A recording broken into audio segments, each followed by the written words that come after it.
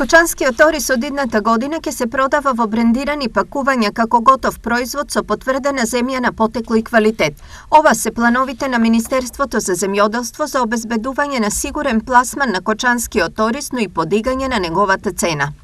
Не само да се извезува ориз во вреќа, туку да имаме и соодветни дополнителна мотивација за пакување од килограм, од 3, од 5. Затоа силно ќе се насочиме на оризопроизводителите да ги поддржиме и да финансираме развојни мерки за пакување, етикетирање и брендирање на кочанскиот, на македонскиот ориз од овој исток, тоа е македонското злато. Ова практично значи чекор кон брендирање на надалеку познатиот орис од Кочани.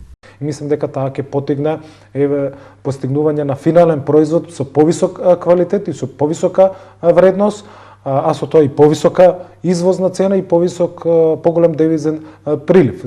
Николов најавува и државна помош за извоз на вака пакуваниот орис, првенствено во земјите од Отворен Балкан, но и во Турција, со која наскоро ќе се потпише договор за слободна трговија. Ова отвара потенцијален пазар од околу 70 милиони купувачи, па прашање е дали ние имаме доволно капацитет за потребно производство. Ако ние создадеме производи кои што има дополнителна вредност, додадена вредност,